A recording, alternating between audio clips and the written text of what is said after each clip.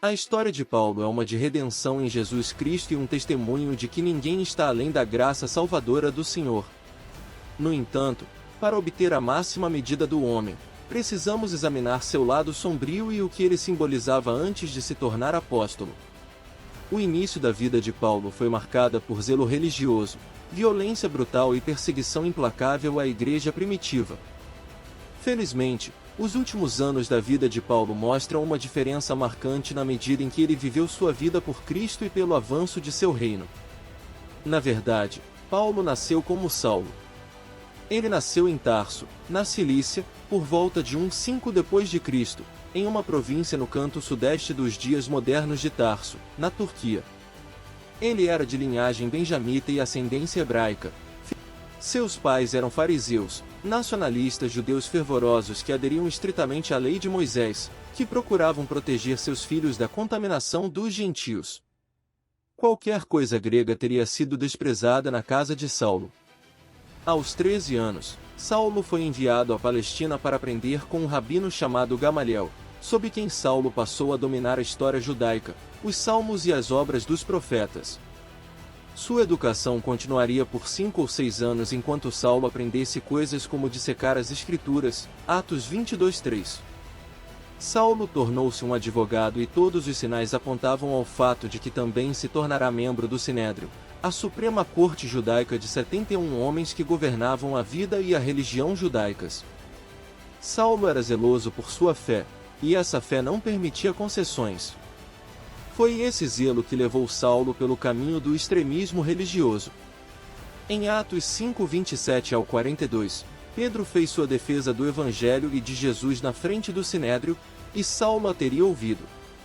Gamaliel também estava presente e entregou uma mensagem para acalmar o conselho e impedir que apedrejassem Pedro. É possível que Saulo também estava presente no julgamento de Estevão. De fato, ele estava presente no seu apedrejamento e morte e segurou as vestes daqueles que apedrejavam, Atos 7:58. Após a morte de Estevão, levantou-se grande perseguição contra a igreja em Jerusalém, Atos 8:1. Saulo ficou determinado a erradicar os cristãos, implacável em sua busca, pois acreditava que estava agindo em nome de Deus.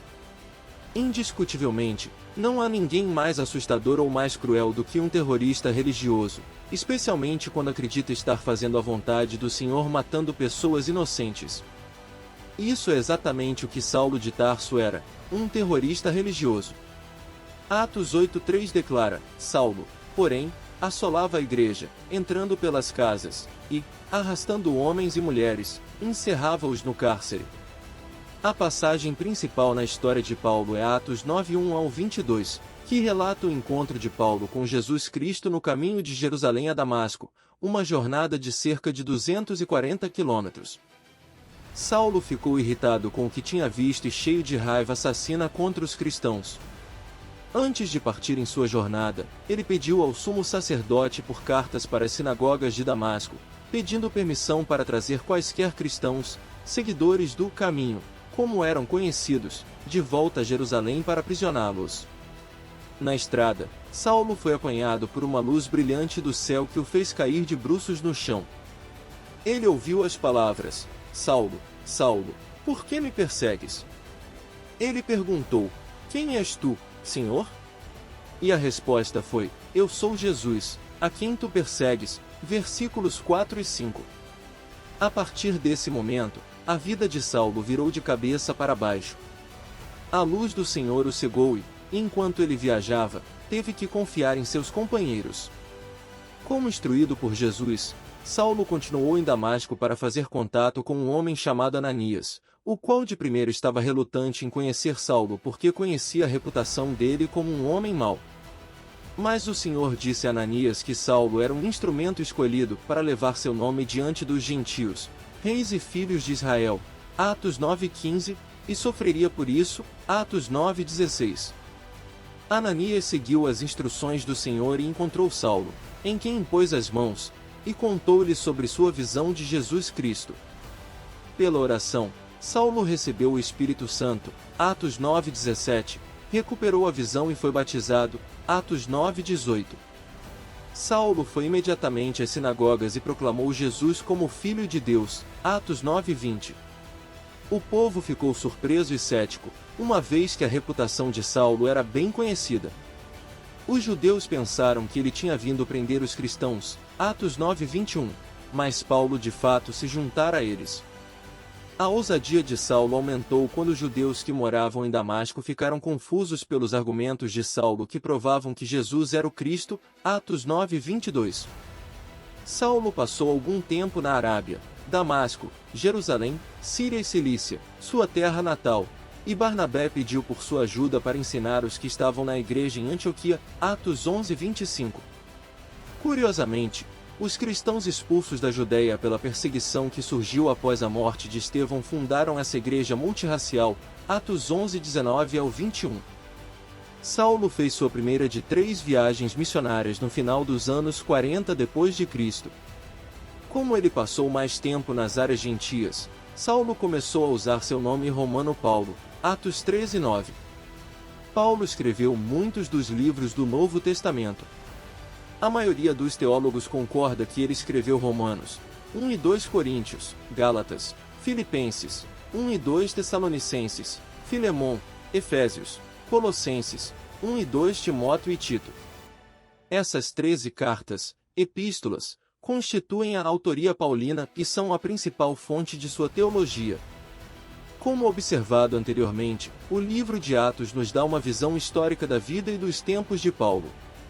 O apóstolo Paulo passou a vida proclamando Cristo Jesus ressurreto em todo o mundo romano, muitas vezes enfrentando grande perigo pessoal. 2 Coríntios 11:24-27. Supõe-se que Paulo tenha sofrido a morte de um mártir em meados da década de 60 d.C. em Roma. Então, o que podemos aprender da vida do apóstolo Paulo? Primeiro, aprendemos que Deus pode salvar qualquer um. A notável história de Paulo se repete todos os dias quando pessoas pecaminosas são transformadas pela graça salvadora de Deus em Jesus Cristo. Algumas dessas pessoas fizeram coisas desprezíveis a outros seres humanos, enquanto outras tentam viver uma vida moral pensando que Deus lhes sorrirá no dia do julgamento. Quando lemos a história de Paulo, ficamos surpresos que Deus permitiria ao céu um extremista religioso que matou mulheres e crianças inocentes. Hoje, podemos ver terroristas ou outros criminosos como indignos de redenção porque seus crimes contra a humanidade são grandes demais. A história de Paulo é uma história que pode ser contada hoje. Ele não é digno aos nossos olhos de uma segunda chance, mas Deus lhe concedeu misericórdia. A verdade é que toda pessoa é importante para Deus, da pessoa normal, considerada boa, decente, até a má, perversa e degenerada. Somente Deus pode salvar uma alma do inferno. Segundo, aprendemos com a vida de Paulo que qualquer pessoa pode ser uma testemunha humilde e poderosa de Jesus Cristo. Indiscutivelmente, nenhuma outra figura humana na Bíblia demonstrou mais humildade ao compartilhar o Evangelho de Jesus Cristo como Paulo. Atos 20:19 nos diz que ele servia ao Senhor com toda a humildade, lágrimas e provações que, pelas ciladas dos judeus, me sobrevieram. Em Atos 28:31, Paulo compartilha as boas novas de Jesus Cristo, pregando o reino de Deus, e, com toda a intrepidez, sem impedimento algum, ensinava as coisas referentes ao Senhor Jesus Cristo. Paulo não tinha medo de contar aos outros o que o Senhor havia feito por ele. Paulo passou todos os seus dias, da conversão ao martírio, trabalhando incansavelmente pelo reino de Deus. Finalmente, aprendemos que qualquer um pode se render completamente a Deus. Paulo estava totalmente comprometido com Deus. Em Filipenses 1:12-14, Paulo escreveu da prisão: "Quero ainda, irmãos, cientificar-vos de que as coisas que me aconteceram têm, antes, contribuído para o progresso do Evangelho, de maneira que as minhas cadeias, em Cristo, se tornaram conhecidas de toda a guarda pretoriana e de todos os demais, e a maioria dos irmãos, estimulados no Senhor por minhas algemas, ousam falar com mais desassombro a palavra de Deus." Apesar de suas circunstâncias, Paulo louvou a Deus e compartilhou continuamente as boas novas. Veja também Atos 16:22-25 e Filipenses 4:11-13. Através de suas dificuldades e sofrimentos, Paulo conhecia bem o resultado de uma vida bem vivida para Cristo. Ele havia renunciado completamente à sua vida, confiando em Deus em tudo. Ele escreveu: porquanto, para mim, o viver é Cristo, e o morrer é lucro. Podemos fazer a mesma afirmação? Clique no botão de inscrição, ative o sininho de notificações e faça parte desta jornada. Estamos ansiosos para compartilhar mais histórias, reflexões e aprendizados com cada um de vocês.